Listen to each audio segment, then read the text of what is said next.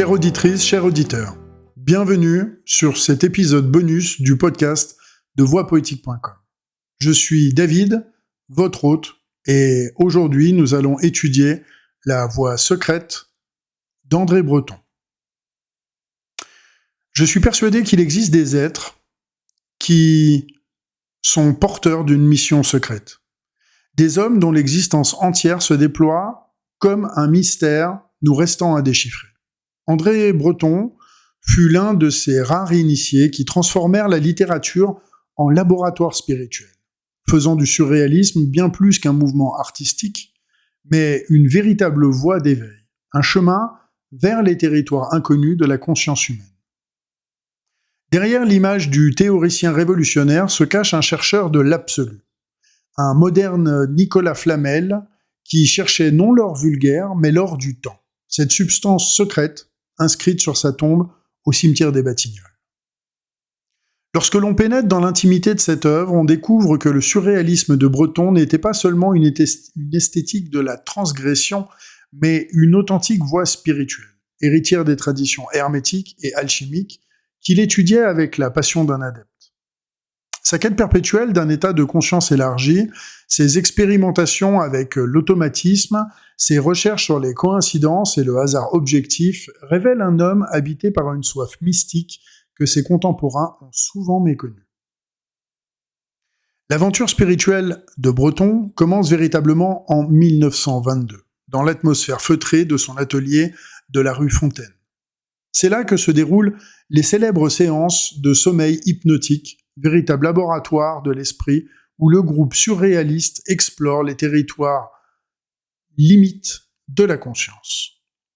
Ces expériences, loin d'être de simples jeux littéraires, s'inscrivent dans une tradition ésotérique millénaire, l'accès aux états modifiés de conscience pour révéler les vérités cachées de la même âme. Robert Desnos devient rapidement le médium prodige de ces séances. Sous l'œil fasciné de Breton, il s'endort et dicte des poèmes d'une beauté saisissante, dessine des figures mystérieuses, répond aux questions comme un oracle antique. Ces moments de grâce révèlent à Breton l'existence d'une zone secrète de l'esprit, un territoire où la beauté jaillit spontanément, libérée des entraves de la raison. Il comprend alors que l'art véritable ne naît pas de la volonté consciente, mais de l'abandon à des forces supérieures qui habitent chaque être humain. Pourtant, Breton interrompt brutalement ces expériences. Visionnaire, il pressent les dangers de ces explorations, la désintégration de la personnalité, l'attraction de l'abîme. Cette prudence révèle sa véritable nature, non pas celle d'un illuminé, mais d'un guide spirituel responsable, conscient que certaines portes ne doivent s'ouvrir qu'avec la plus extrême précaution. Cette sagesse le distingue des aventuriers de l'esprit et fait de lui un authentique maître spirituel soucieux de préserver l'intégrité de ses disciples. L'automatisme, selon Breton, dépasse infiniment la simple technique littéraire. Il constitue une véritable pratique spirituelle comparable aux exercices de méditation des traditions orientales et aux oraisons mystiques des contemplatifs chrétiens. Quand il invite à écrire, sans sujet préconçu en l'absence de tout contrôle exercé par la raison, il prescrit en réalité un exercice de vidage mental, une mise en disponibilité totale qui permet à l'esprit profond de s'exprimer. Cette approche révèle l'influence méconnue des traditions ésotériques sur sa pensée. L'écriture automatique bretonienne emprunte aux pratiques des médiums spirites du XIXe siècle, qu'il fréquente d'ailleurs assidûment, mais les transfigure en méthode d'accès à l'inconscient créateur. Il ne s'agit plus de communiquer avec les morts, mais de dialogue avec les forces vives de l'esprit, ces puissances perdues que l'humanité doit reconquérir selon lui. L'automatisme devient ainsi un nettoyage spirituel selon ses propres termes, une purification de l'âme encombrée par les conventions sociales et les inhibitions mentales. Cette dimension cathartique rapproche sa méthode des pratiques initiatiques traditionnelles. Il faut d'abord détruire l'homme ancien pour que naisse l'homme nouveau, régénéré par le contact avec les sources vives de l'être. La dimension ésotérique de Breton se révèle pleinement dans sa relation passionnée avec l'alchimie. Dès 1925, dans sa lettre aux voyantes, il établit une filiation directe avec Nicolas Flamel, comprenant que le grand œuvre alchimique ne vise pas l'enrichissement matériel, mais l'édification d'une fortune spirituelle. Cette intuition fondamentale irrigue toute son œuvre. Le surréalisme comme voie de transformation intérieure, art de transmutation de la conscience humaine. Sa bibliothèque témoigne de cette passion. Les classiques de l'alchimie côtoient les manifestes révolutionnaires. Paracels dialogue avec Marx. Fulcanelli rencontre Freud. Cette synthèse audacieuse révèle l'originalité profonde de sa démarche, réconcilier la révolution sociale et la révolution spirituelle, faire de l'art un instrument de transformation totale de l'homme et du monde. L'amitié qu'il entretient avec Eugène Cancelier, disciple de Fulcanelli, n'est pas anecdotique. Elle inscrit Breton dans une filiation initiatique authentique, le reliant à cette chaîne dorée des chercheurs de vérité qui traversent les siècles.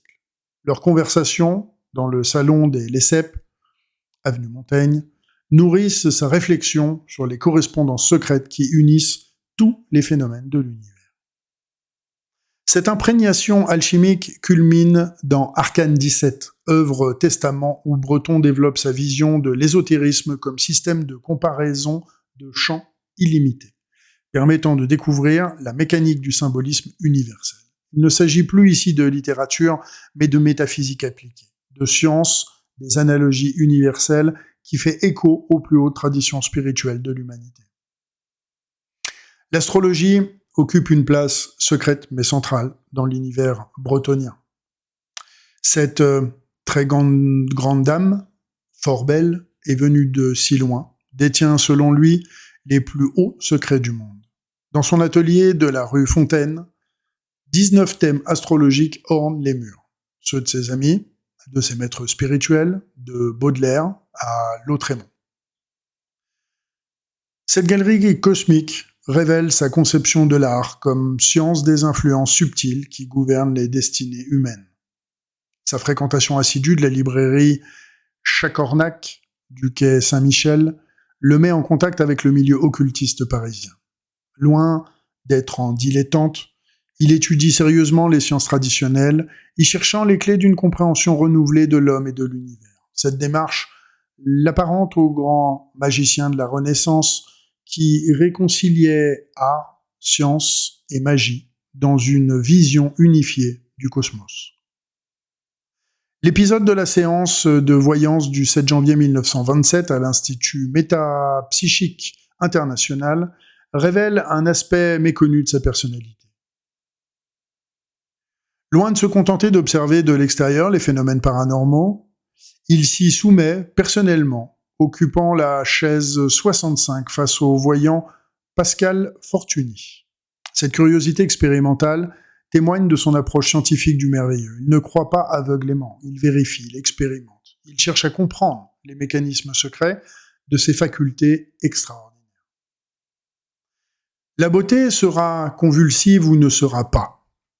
Cette formule célèbre, qui clôt Nadja, résume toute une esthétique mystique. La beauté convulsive n'est pas seulement une catégorie esthétique, mais un mode de révélation spirituelle.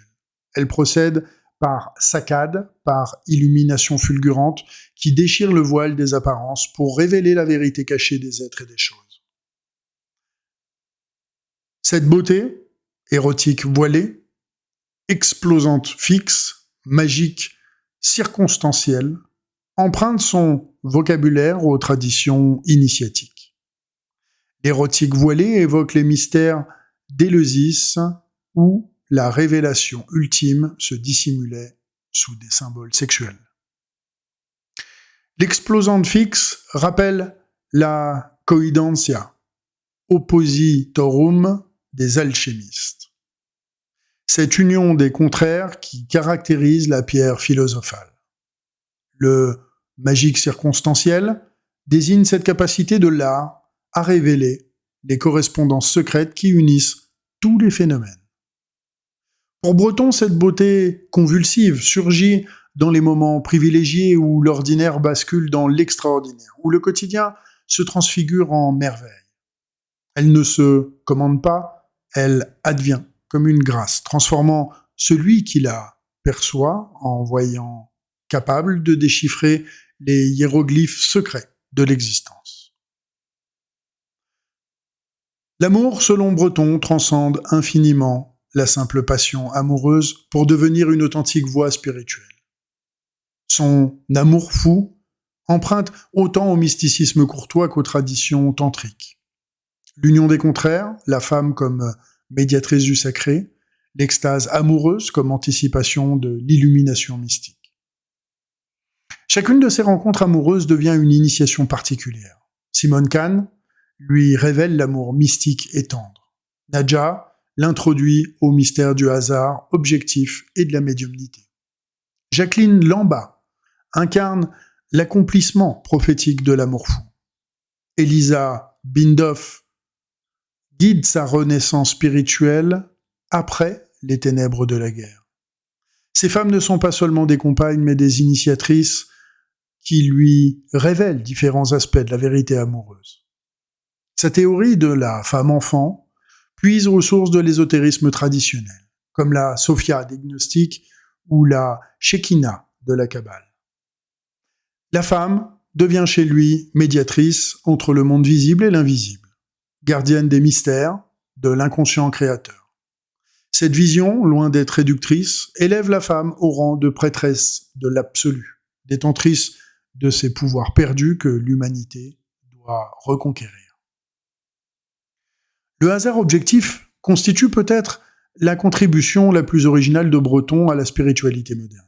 Cette rencontre d'une causalité externe et d'une finalité interne révèle l'existence d'un ordre secret du monde, d'une logique supérieure qui échappe aux catégories rationnelles habituelles. Les coïncidences qui jalonnent sa vie, la rencontre avec Nadja, l'accomplissement prophétique du poème Tournesol dans sa relation avec Jacqueline Lamba, ne relèvent pas, selon lui, du simple hasard statistique. Elles manifestent l'existence de correspondances universelles comparables à celles qu'évoquait Baudelaire dans son sonnet fameux. Le monde devient un immense livre de symboles dont l'art authentique permet de déchiffrer quelques pages. Cette conception rapproche Breton des traditions divinatoires les plus anciennes. Comme les haruspices antiques lisaient l'avenir dans les entrailles des victimes, comme les géomanciens médiévaux déchiffraient les messages célestes dans les configurations terrestres, il apprend à lire les signes que lui adresse l'inconscient collectif à travers les coïncidences du quotidien. En 1957, l'art magique révèle la synthèse ultime de sa pensée ésotérique.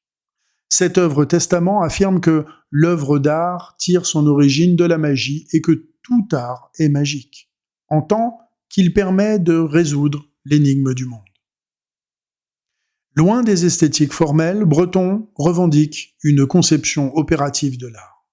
L'œuvre authentique transforme selon qui la contemple, elle agit sur la réalité, elle participe à la grande œuvre de transformation du monde.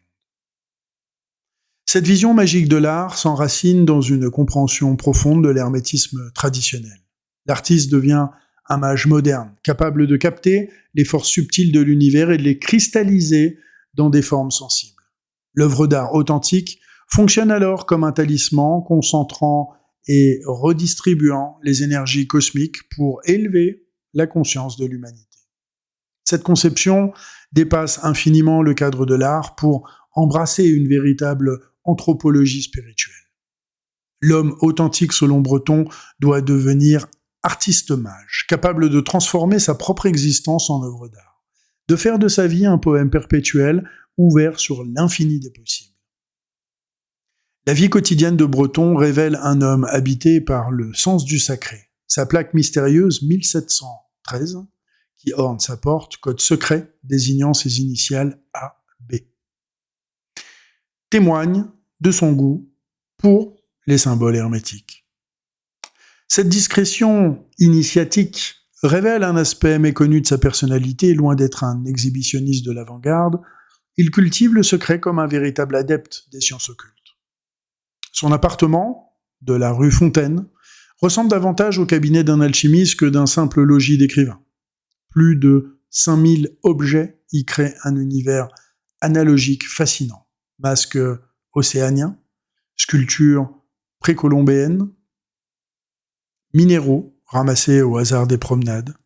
Tout concourt à créer un environnement propice aux correspondances et aux révélations. Cette accumulation obsessionnelle n'est pas simple collectionnisme, mais véritable pratique spirituelle. Chaque objet fonctionne comme un support de méditation, un déclencheur d'associations libres qui nourrissent sa création. Ces habitudes révèlent un homme soucieux de préserver les conditions de son inspiration. Plutôt casanier, enclin au rituel, il organise minutieusement son temps et son espace pour maintenir cette disponibilité intérieure indispensable à l'éclosion du merveilleux. Cette discipline monastique rapproche sa démarche de celle des mystiques traditionnels qui savent que l'extraordinaire ne surgit que dans l'ordinaire parfaitement maîtrisé.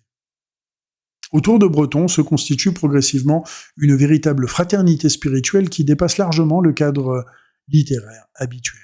Ses amitiés avec Robert Amblin, René Allot, Robert Amadou, révèlent ses liens avec les milieux ésotériques parisiens.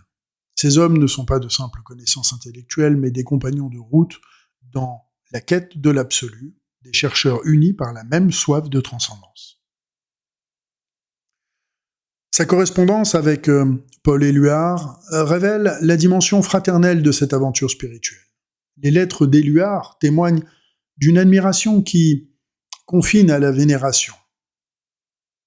André, qui veut dire homme en grec, écrit-il, révélant qu'il voit en son ami l'incarnation de l'homme accompli, de l'anthropo des traditions gnostiques.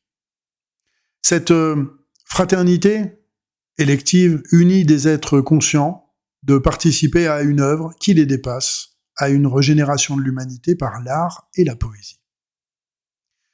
Même ces exclusions révèlent cette exigence spirituelle. Quand ils rompent avec Aragon, Desnos ou Dali, c'est toujours au nom d'une fidélité supérieure aux valeurs du surréalisme, conçue comme voie d'éveil.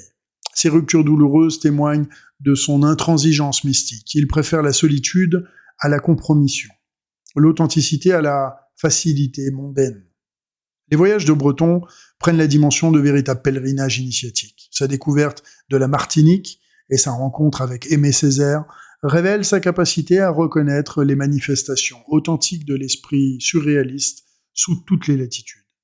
Césaire parle d'un coup de foudre et dit avoir été littéralement fasciné par Breton. Cette fascination mutuelle témoigne de la reconnaissance entre deux authentiques visionnaires. Son séjour chez les Indiens Hopi d'Arizona marque profondément sa spiritualité. Dans son carnet ethnologique, il consigne d'ailleurs minutieusement les détails de ces civilisations qui ont préservé le contact avec les forces sacrées de la nature. Cette expérience confirme sa conviction que le surréalisme retrouve intuitivement des vérités spirituelles universelles présentes dans toutes les traditions authentiques de l'humanité.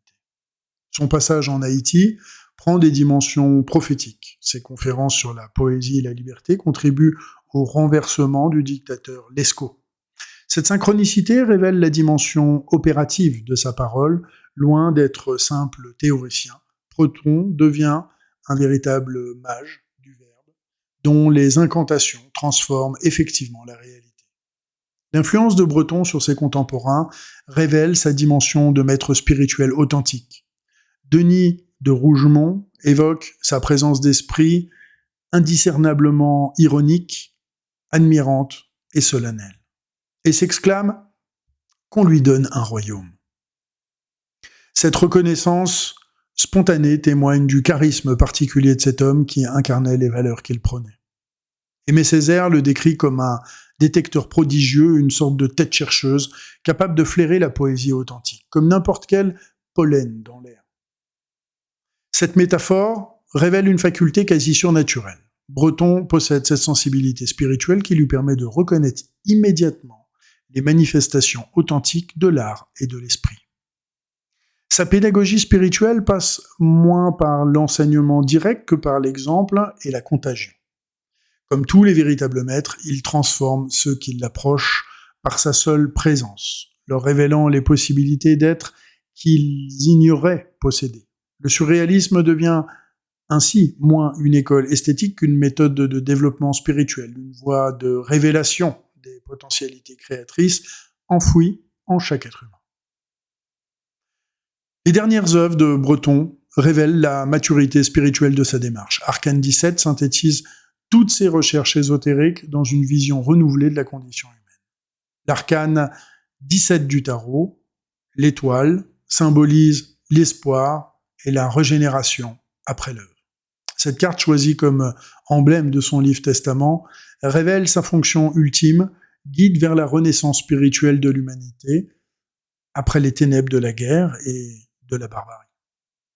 Sa conception de la femme comme médiatrice de cette renaissance s'enracine dans les traditions les plus anciennes, comme Isis rassemblant les morceaux épars d'Osiris. La femme, selon Breton, doit reconstituer l'unité perdue de l'homme, modernité déchirée entre raison et imagination, conscience et inconscient, individu et cosmos.